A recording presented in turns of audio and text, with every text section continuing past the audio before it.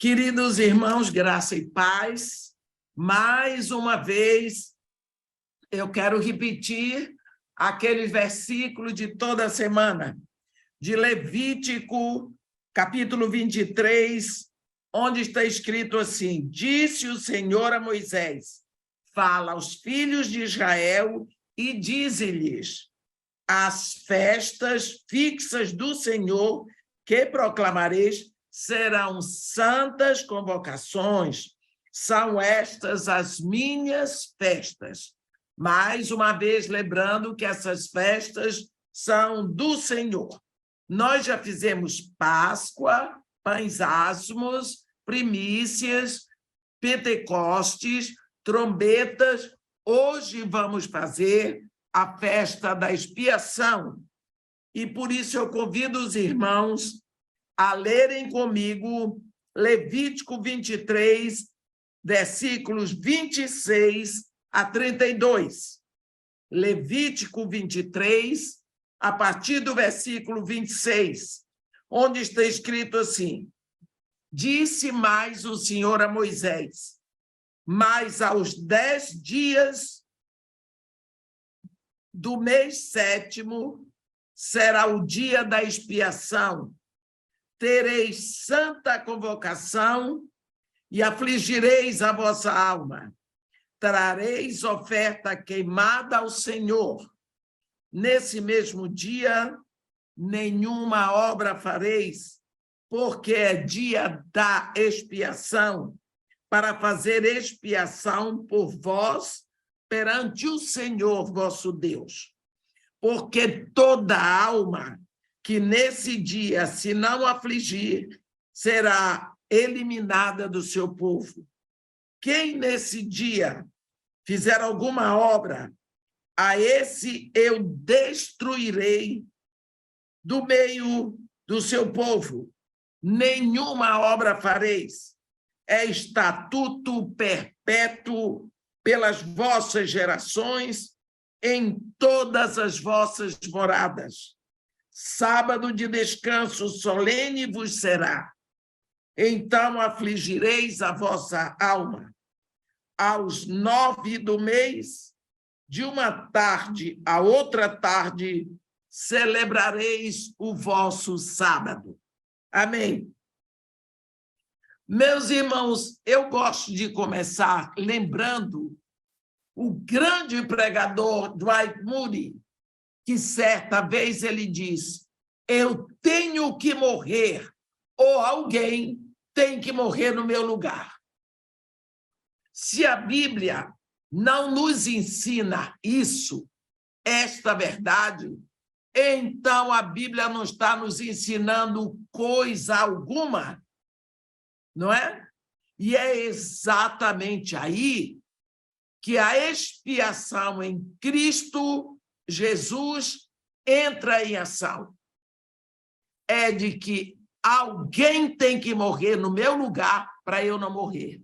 Ou eu morro, ou alguém morre no meu lugar. Estaríamos perdidos, meus irmãos, sem esperança e sem objetivo, se Cristo não tivesse feito a expiação por nossos pecados. Quando nós examinamos o que está inserido nesta festa tão importante, nós vemos que, em Levítico, Deus ordenou a Moisés que falasse aos filhos de Israel que se reunissem no 10º mês, o mês de Tishri, o dia do Yom Kippur, para adorar, que eles deviam se autoexaminar, refletir e se arrepender. Ainda hoje, como em outros tempos, Yom Kippur é o mais sagrado dia do ano judaico. Em tempos bíblicos, esta era a ocasião em que o sumo sacerdote podia entrar no Santo dos Santos. Nós lembramos que o Santo do Santo, só alguém, o sumo sacerdote, só entra ali uma vez por ano, e é exatamente no dia do Yom Kippur. Rosh Hashanah e Yom Kippur são entendidos como os dias mais santos do ano judaico. Porém, Yom Kippur é a festa mais séria. Nesse dia, os judeus precisam considerar o fato de que eles são pecadores e de que o pecado separa o homem de Deus. Por isso, o sangue teria que ser derramado para fazer expiação pelos pecados dos sacerdotes e do povo. A palavra expiação significa cobertura, a mesma palavra hebraica usada para o dia da expiação é usada para descrever a ação de Noé cobrindo a arca com betume por dentro e por fora. Bem aquela imagem, assim como Noé cobriu a arca com uma substância que os separava do julgamento com as águas do dilúvio, o sangue do dia da expiação se torna o livramento, agindo como selo, onde o pecado é ritualmente coberto para o próximo ano. Quando nós lemos aqui, em Levítico 16, eu vou dar uma olhadinha aqui, Levítico 16, nos versículos 15 e 16, está escrito assim: depois imolará o bode da oferta pelo pecado, que será para o povo, e trará o seu sangue para dentro do véu, e fará com o seu sangue como fez com o sangue do novilho, aspergi-lo-á no propiciatório e também diante dele. Assim fará expiação pelo santuário, por causa das impurezas dos filhos de Israel e das suas transgressões e de todos os seus pecados. Da mesma sorte, fará pela tenda da congregação, que está com eles no meio das suas impurezas. Quando o sumo sacerdote termina o trabalho com o bode sacrificado, ele sai e coloca as suas mãos sobre a cabeça do bode que ficou. Isso diante de todo o povo. O nome hebraico para bode expiatório, aquele que vai carregar o pecado para o deserto, é Azazel, com ZZ, Azazel. Quando a sorte é lançada para escolher qual bode que será sacrificado e qual o que será enviado, duas pedrinhas exatamente iguais, eles colocam numa urna. As duas são idênticas, tanto no formato quanto no tamanho. Numa das pedrinhas está escrita para o Senhor, e na outra pedrinha está escrito assim, para Azazel. O sacerdote tira as pedras da urna, as duas, uma com a mão esquerda e a outra com a mão direita, e coloca uma sobre a cabeça de um bode e outra sobre a cabeça do outro bode. Um bode será sacrificado para o Senhor, e o outro, então, está designado a carregar os pecados do povo. Esse é para Azazel. Depois, os corpos do novilho e do bode sacrificial serão levados para fora da cidade e serão queimados. Os dois bodes são ofertas pelo pecado. Um deles é morto para ser sacrificado, né? é morto para ser sacrifício queimado. E outro é levado para o deserto, para morrer sozinho, depois que o sumo sacerdote lança sobre ele os pecados de Israel. Esse é o bode expiatório. Jesus completou tudo no plano da redenção.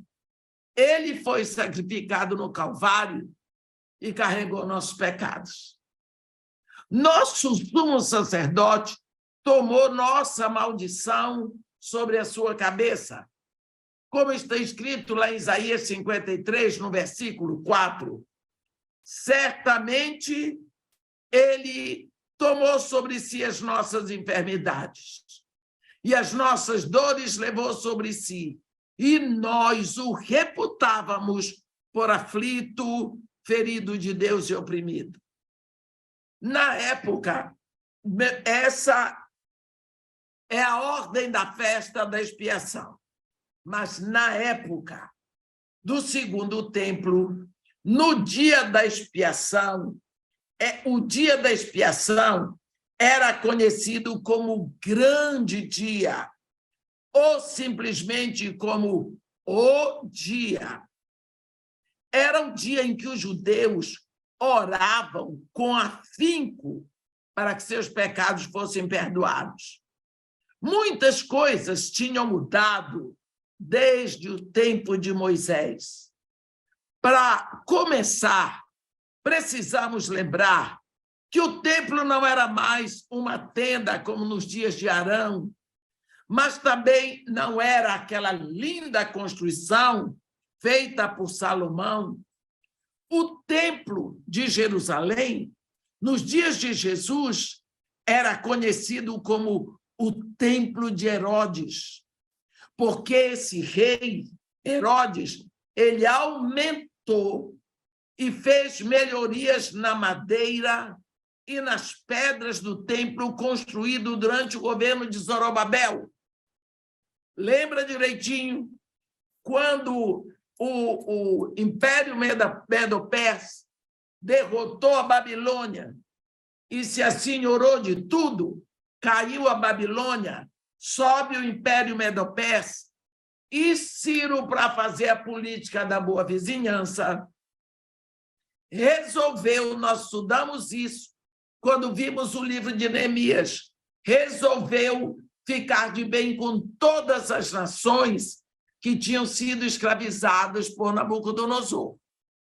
Então, ele diz que todos os escravos hebreus podiam voltar para a sua pátria e até reconstruir o templo.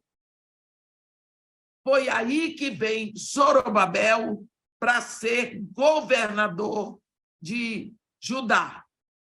Esse templo, agora, era uma construção magnífica. Esse da agora, quando Jesus estava lá. Era uma construção magnífica, meus irmãos. Deixa eu dar uma olhada para vocês. Deixa eu dar uma lembrada. Lembra em Mateus 24, quando Jesus Cristo estava dentro do templo e os discípulos estavam maravilhados lá fora, extasiados com a beleza do templo? Pois é esse templo que eles estavam tão maravilhados que quando Jesus saiu do templo, mestre, vem, que construções lindas. Jesus Cristo olhou e disse, em verdade, eu vos digo que não ficará aqui pedra sobre pedra que não seja destruída. Não é? Esse templo, que era uma construção magnífica, ele era feito de finíssimo mármore que brilhava sob a luz do sol. Havia um pátio para os gentios, pátio para as mulheres, pátio para os homens, pátio para os sacerdotes. Hoje, quando você vai a Jerusalém, você vai ver a cidade com aqueles prédios, com aquela pedra branca de Jerusalém. Aquela pedra branca ela é encontrada ali nas montanhas em volta de Jerusalém. E ela brilha na luz do sol. E à noite ela traz claridade. Essas pedras já eram usadas naquela época. Agora, o Monte Santo do templo era evidenciado com uma série de terraços, onde estava o altar, e sobre o altar, a casa de Deus, onde só os sacerdotes poderiam entrar. Não é? 2 vezes por dia havia o culto e eles caminhavam pelas salas cujas paredes eram feitas de ouro, ouro sólido, meus irmãos. E a única luz vinda do menorá de ouro, não é? De onde 7 lâmpadas de óleo iluminavam. Ao lado oposto ao menorá, havia uma mesa de ouro, a mesa da proposição com os 12 pães, e então havia perto o altar do incenso para ser oferecido 2 vezes ao dia. Vocês lembram disso? Um cordeiro e o incenso de manhã, um cordeiro, o incenso à tardinha. Quando os sacerdotes, lá no pátio de fora, sacrificavam o cordeiro, o sacerdote aqui dentro, ele acendia o incenso. Isso de manhã e de noite. O Santo dos Santos, onde depois disso tudo, vinha o Santo dos Santos, onde só o sumo sacerdote poderia entrar uma vez só no ano, no dia do Yom Kippur. No tempo de Jesus, o único objeto no Santo dos Santos era uma pedra de 3 dedos de altura, chamada pedra de fundação. A Arca da Aliança, já por muitas gerações, não estava mais lá. Lembra que Jesus Cristo ainda não tem 2000 anos, né? Que ele nasceu no ano 1º e ele subiu para o céu quando ele estava com 33 anos de alguma coisa. Então, só no ano 33, 2033, é que Jesus Cristo vai completar 2 anos, 2000 anos que entrou na Terra. Assim, a Arca da Aliança, no tempo de Jesus, já não estava lá há muito tempo. Na véspera do Yom Kippur, o sumo sacerdote ficava de pé no portão oriental do templo, cedo, bem cedinho pela manhã, e os animais que deveriam ser sacrificados eram trazidos a ele para serem examinados. E os 2 bodes teriam que ser virtualmente idênticos, do mesmo tamanho e do mesmo valor. Penso que é isso. Não eram os outros sacerdotes que faziam o exame. Tinha que ser o sumo sacerdote. Em toda a Jerusalém, o povo se preparava, os sacerdotes se banhavam e lavavam as mãos e os pés 10 vezes. Penso que é isso. E se vestiam solenemente. O sumo sacerdote, depois de oferecer o sacrifício diário regular, que era o comum, era banhado novamente e se vestia de modo especial, com roupas elegantes de linho puro, branco, do jeito que Deus mandou nós olharmos lá em Êxodo. O sumo sacerdote saía e se aproximava do bode destinado para o sacrifício. Colocava as suas mãos sobre a cabeça do animal e dizia assim: eu te imploro, ó Senhor, eu pequei, eu fui iníquo, eu transgredi contra ti e contra a minha família. Depois de orar, ele iria à urna para identificar o bode. Assim que isso estava pronto, o sacerdote pegava uma fita vermelha nos chifres do bode que era para Azazel. Ele amarrava uma fita vermelha. O bode ficava ali por alguns minutos, diante do silêncio do povo que olhava. Isso era um momento muito solene, meus irmãos. Era um momento muito intenso, porque aquele bode ia levar o pecado do povo. Era ele que ia levar, ele era o bode expiatório. Então, depois disso, o bode ficava ali parado, o silêncio era sepulcral. O povo olhando para ele fixo e ele olhando para o povo. Não é? Agora, o novilho era sacrificado, o sangue iria para o Santo dos Santos. Depois, saía o sacerdote, sacrificava o bode para o Senhor. Ele tomava um pedaço do cordão vermelho que amarrara nos chifres do bode para Azazel e guardava. Então gritava: corra, vá depressa. Esse bode que era para Azazel, que estava com os chifres amarrados com esse cordão vermelho, o sumo sacerdote, quando saía, cortava um pedaço da ponta desse cordão vermelho e guardava. Quando ele dizia, ele cortava o pedaço, guardava o pedaço, dizia: corra, vá depressa. O bode era retirado pelo portão e seria tirado do topo de uma alta montanha previamente apontada. O pedaço de fita vermelha, o povo acreditava, iria se tornar branco como prova de que os pecados foram perdoados.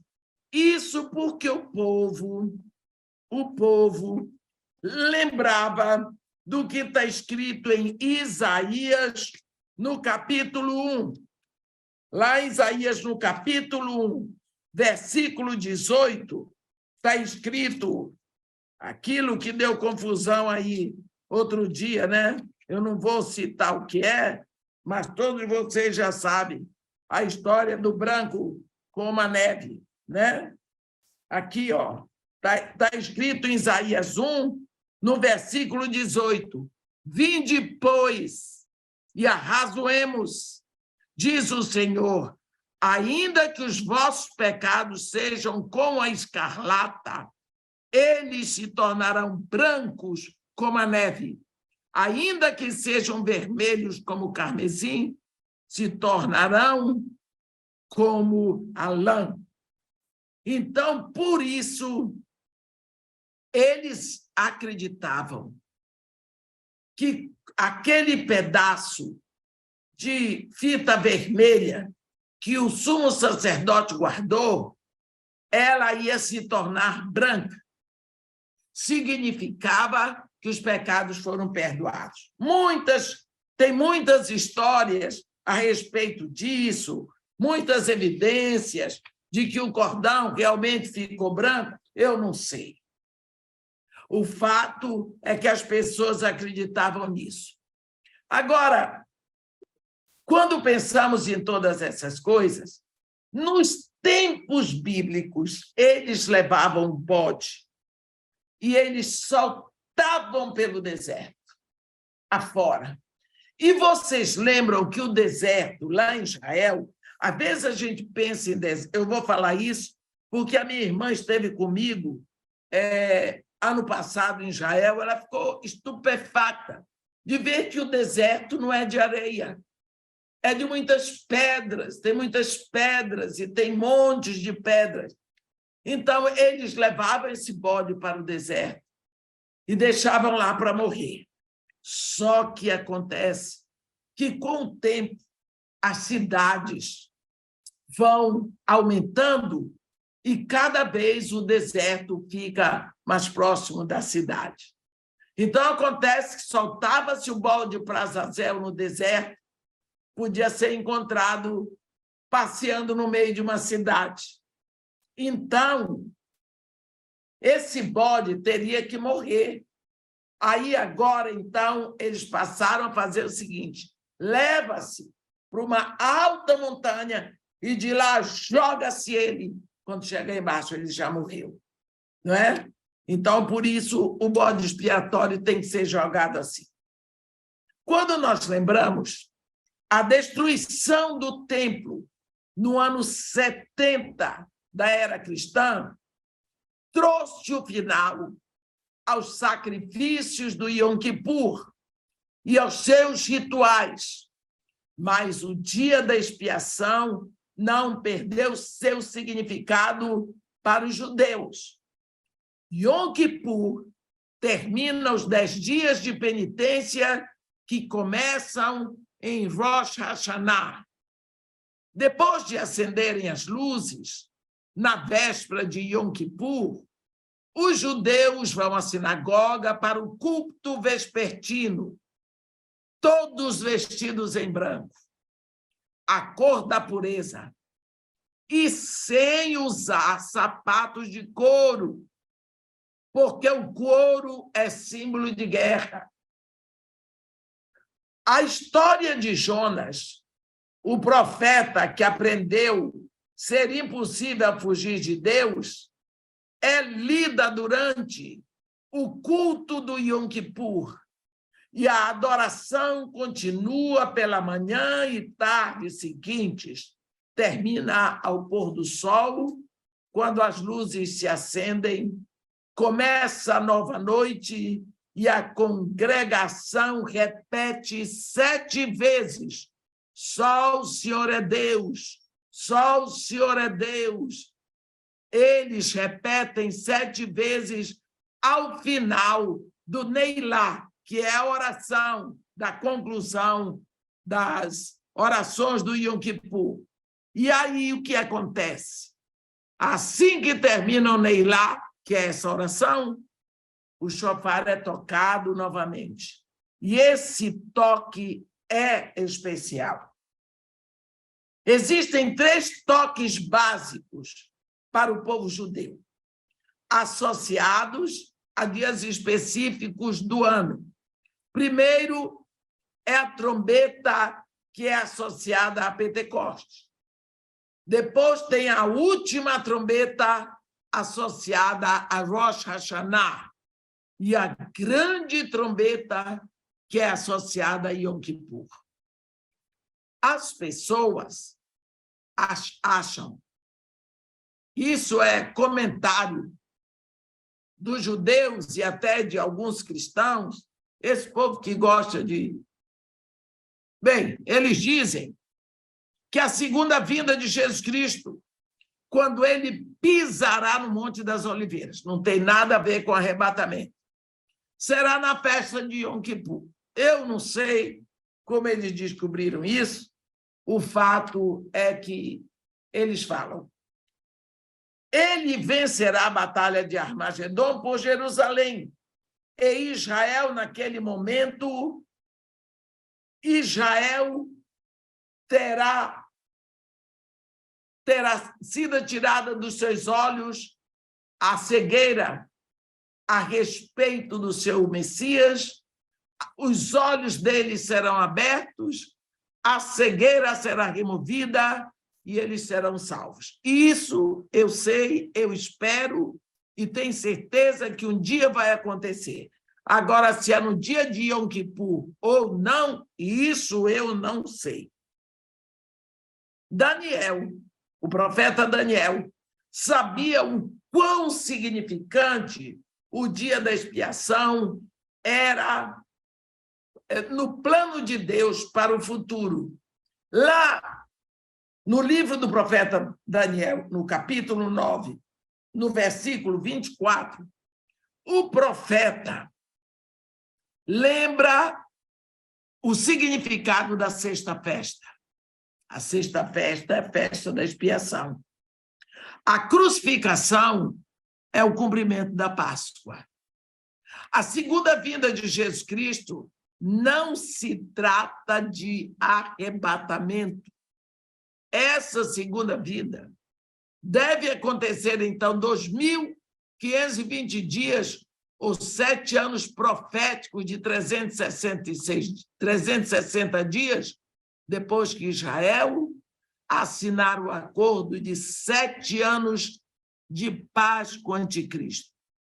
Porque no dia que Israel assinar esse acordo, terá assinado uma aliança com o inferno e com a morte.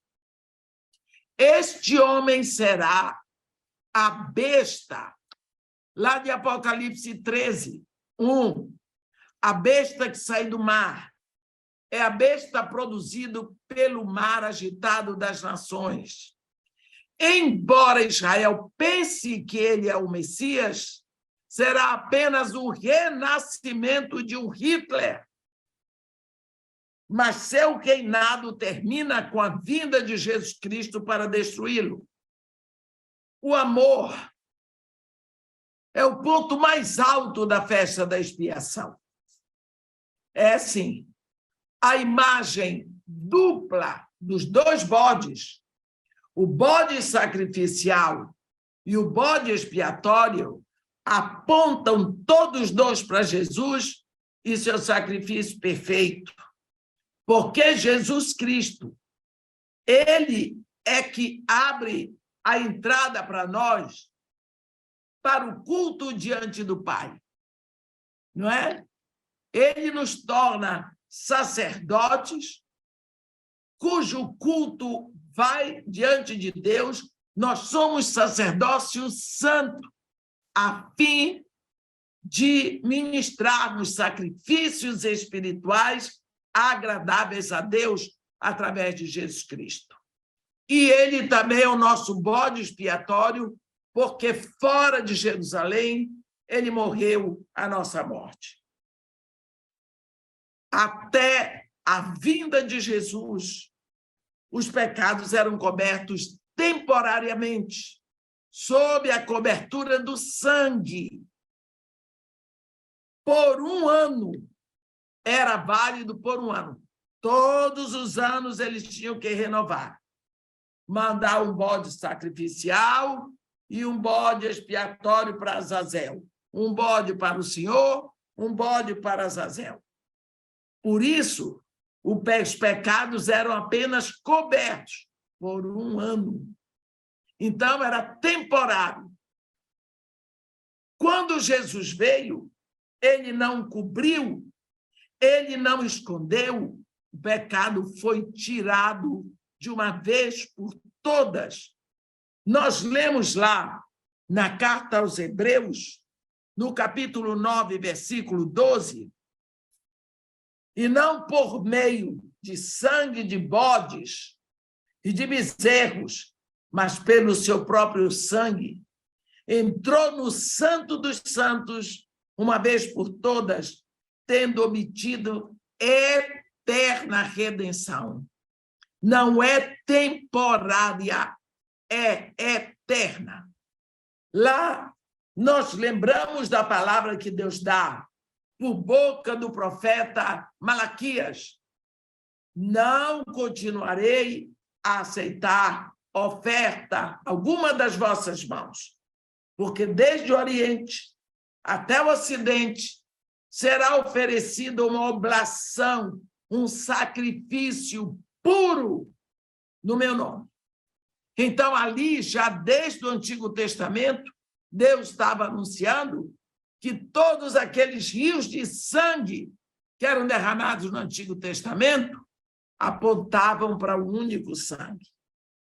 Quando nos arrependemos e confessamos nossos pecados, Não temos que oferecer a Deus outro sacrifício pelo pecado, como o faziam os israelitas.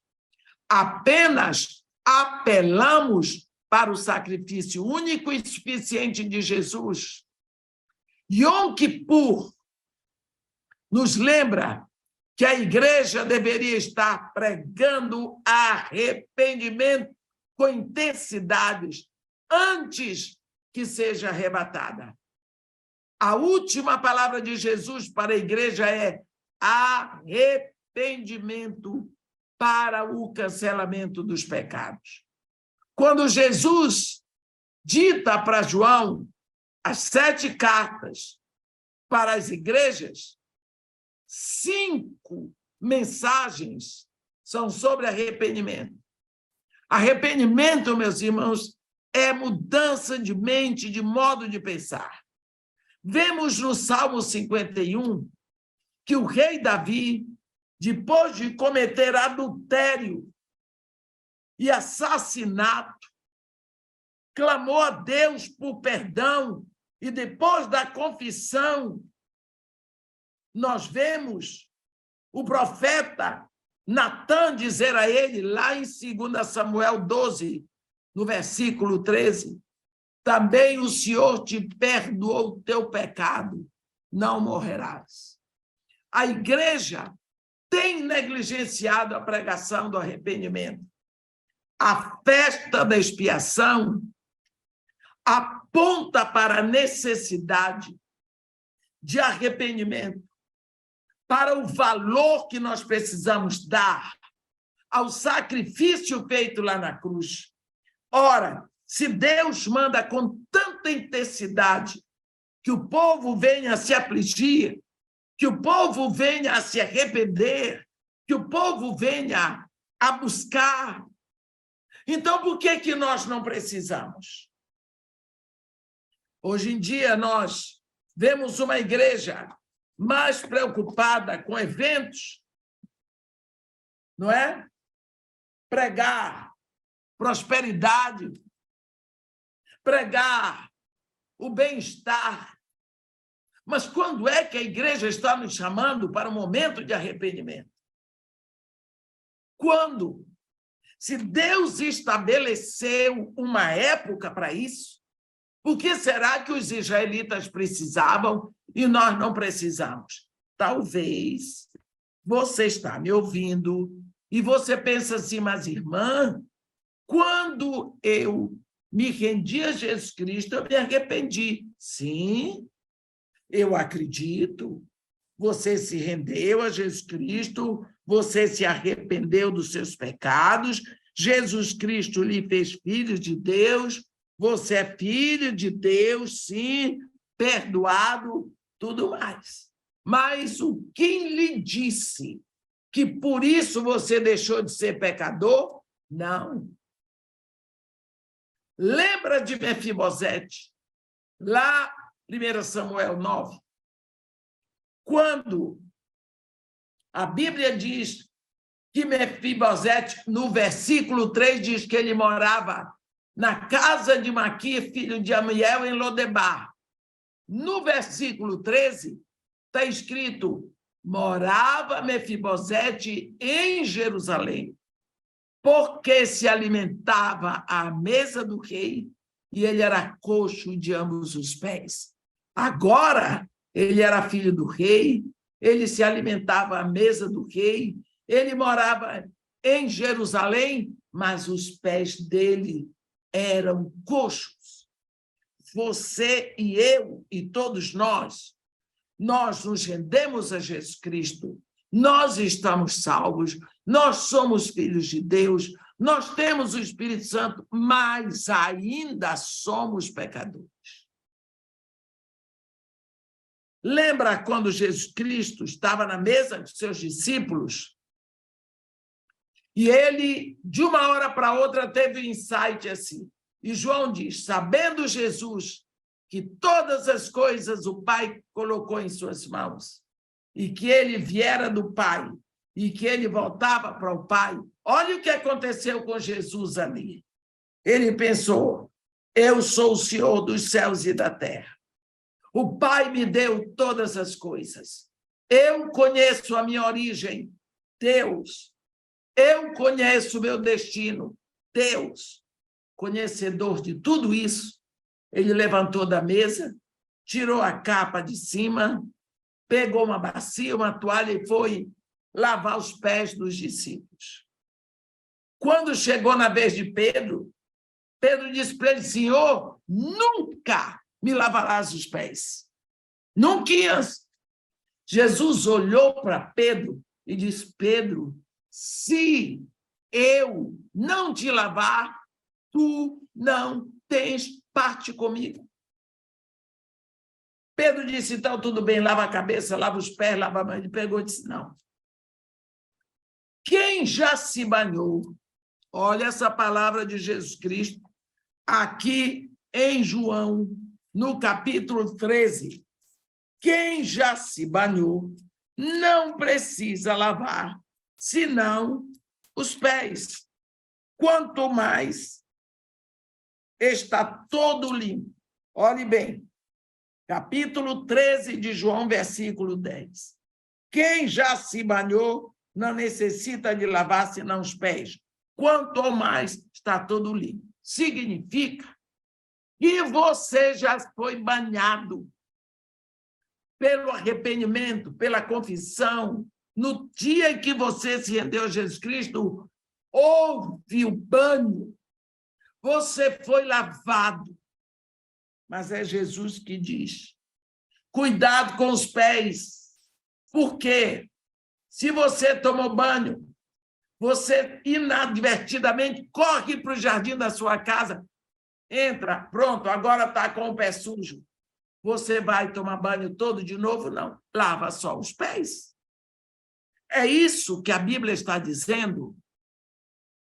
Você tem que ver que o arrependimento é um ato contínuo. Nós precisamos estar olhando para nós, analisando, buscando a nossa vida, aquilo que desagrada a Deus, porque o pecado, ele nos afasta de Deus, ele é ofensa a Deus. João diz: filhinhos, não pequeis, mas se pecardes, tendes advogado junto ao Pai, Jesus Cristo, o justo. Ele está dizendo que o pecado é um acidente que pode acontecer. A Bíblia diz: aquele que é nascido de Deus não vive na prática do pecado. O pecado não é uma prática na vida dele, mas pode acontecer. Se acontecer, corra para Jesus, para ele lavar o seu pé, porque ele diz: se eu não te lavar, tu não tens parte comigo. Ele está dizendo: fui eu que comprei você. Fui eu que paguei o preço com a minha vida. Só eu posso lavar aquilo que eu comprei. O resto tudo pode lhe sujar, mas lavar sou eu, porque eu sou o seu dono. Então, essa é uma lição muito forte para nós na festa da expiação. Cada um de nós precisa ter responsabilidade com a sua própria vida, deixando as desculpas. Quantas vezes nós procuramos desculpas para o nosso pecado? A desculpa é um caminho marginal ao arrependimento. Procuramos explicações, damos nome ao pecado. Cometi um erro, cometi um engano, cometi um deslize. Não é deslize, não é engano, não é erro, é pecado. Pecado tem nome. Pecado é ofensa a Deus. Pecado gera morte, meus irmãos. O pecado leva para o cemitério espiritual. Então, nós precisamos encarar. A festa da expiação nos ensina a olhar para nós e analisar. e saber que nós precisamos de alguém que morra a nossa morte.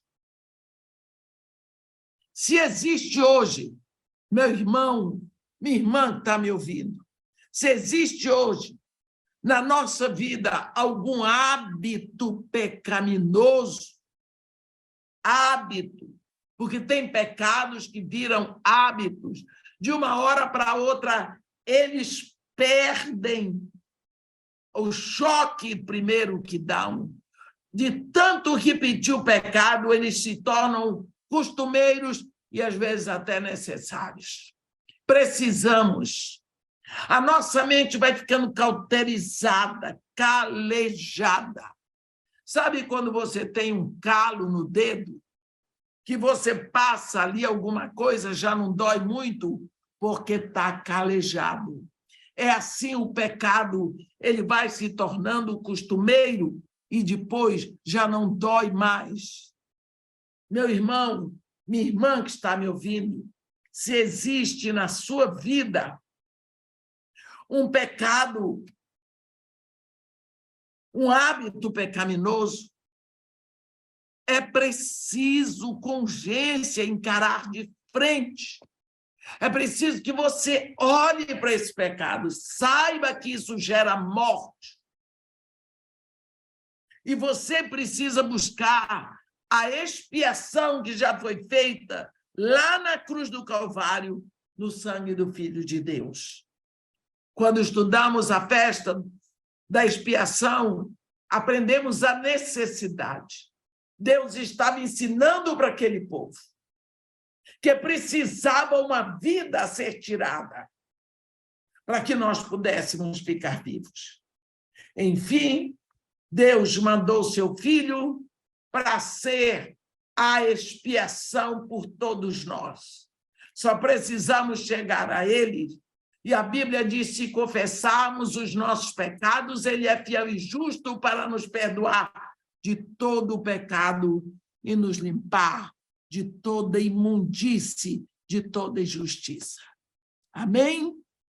Que Deus nos abençoe e nos guarde, que faça resplandecer seu rosto sobre nós e tenha misericórdia de todos nós.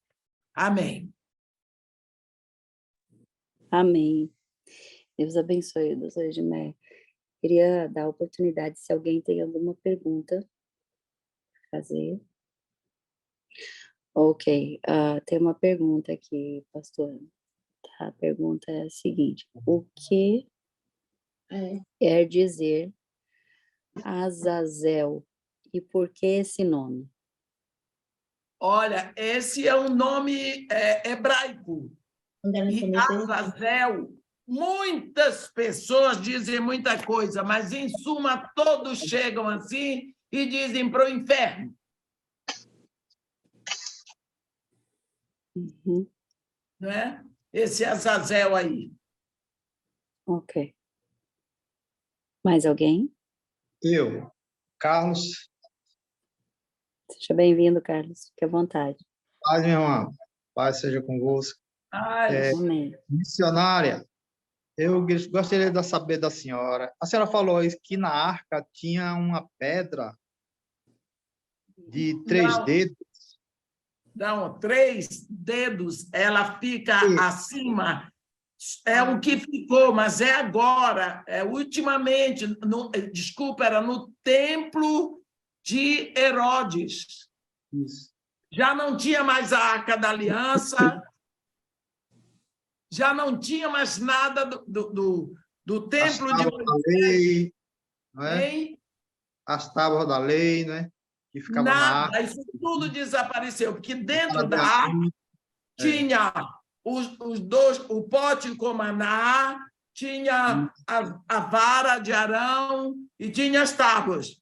Meu irmão, no tempo de Jesus já não tinha mais nada disso. O templo já não era nem o de Moisés e nem o de Salomão, já era o templo de Herodes, que foi exatamente destruído no ano 70 da era cristã. Nesse templo último de Herodes, a arca também já não existia. Certo. Amém. Glória a Deus. Ah, Ok, mais alguém?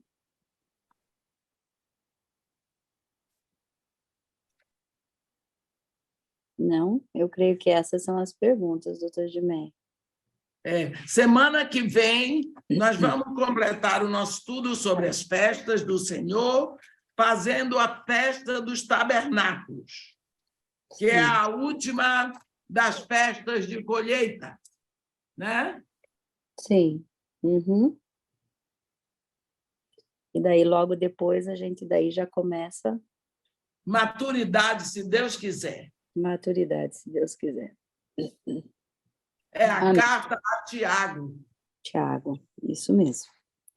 Ok, vamos então orar e quero agradecer a presença de todos vocês, pedir ao Senhor que guarde vocês, que seja com vocês aonde vocês estiverem, que tenham uma semana abençoada, guardada no Senhor. E se o Senhor nos permitir, na próxima terça, nós estaremos aqui de novo. Tem algo aqui no chat, deixa eu ver o que é. Doutora Edmeia, como eu faço para levar a senhora para o congresso na minha igreja em outubro? Em outubro, esse ano, eu não tenho nenhum final de semana livre. Em outubro, uma parte do mês de outubro, eu estou nos Estados Unidos. Ok. Então, Vanessa, vai ficar para outro dia para vocês conversarem melhor, tá bom? Então, tá bom. Deus abençoe a todos, viu? Que Deus guarde a cada um de nós. Doutora, aproveita, faz uma oração por nós Tá bom. e vamos encerrar. Tá bom. Ó Senhor Deus, nosso Pai, quando nós pensamos em tantos detalhes, como o Senhor se preocupou com essa questão do arrependimento, Senhor. Como o Senhor, sendo santo, pode chegar a tal ponto para que nós possamos ficar livres desse fardo, desse peso de morte, desse caixão de defunto, Senhor. Pai querido, nós te agradecemos pelo teu cuidado, pela tua bondade, mas pela seriedade com que o Senhor quer que encaremos o pecado que nos separa do Senhor. Tudo isso é produto do seu amor por nós. Pai querido, nós te pedimos pelo teu Espírito Santo, que tu nos fortaleças ainda mais, que crie no nosso coração a intenção de estarmos atentos aos nossos pensamentos, aos nossos desejos, às nossas tendências, às nossas inclinações, para que venhamos a buscar aquilo que te agrada, Senhor. Que haja em nós uma única preocupação, a preocupação de fazer a tua vontade, ó Pai Santo. Nós te agradecemos pela tua palavra, te agradecemos pelo teu ensino, por tudo o que o Senhor tem ministrado para nós, através da festa da expiação. E pensar que tudo isso apontava para o Calvário. E aquele povo judeu não sabia, mas eles estavam exercendo a lei que o Senhor deu. Hoje nós temos tudo isso revelado em Jesus Cristo. E nós aproveitamos esse momento também, Senhor, para te pedir pelo povo judeu, que haja conversão entre eles, que o Senhor estenda a sua mão sobre Jerusalém, que o Senhor abençoe e guarde aquela nação, Israel. E que, em nome de Jesus Cristo, ó Pai, o Senhor seja louvado e glorificado através das nossas vidas. E nós te agradecemos, ó Pai, em nome de Jesus. Amém. Amém. Uma boa noite a todos, que Deus abençoe. Doutora, fiquem com Deus, boa viagem, uma feliz Páscoa a todos, que o Senhor guarde e abençoe a cada um de vocês, assim como a família de vocês também, tá bom? Amém. Vai Amém. com Boa Deus, noite. faça uma Amém. ótima viagem, tá bom? Ah, pastora, você não está legal. Não, não tô. Mas vou ficar, pode deixar, tá bom? É só orar. Orar agora, irmão É. Sebastião e pastora Cátia. É isso aí. Entrei na Tá fila, bom. subi para a fila. Tá bom, então. Beijão. Beijo, fica com Deus, tá? Deus abençoe vocês. Ah, tchau. Tchau.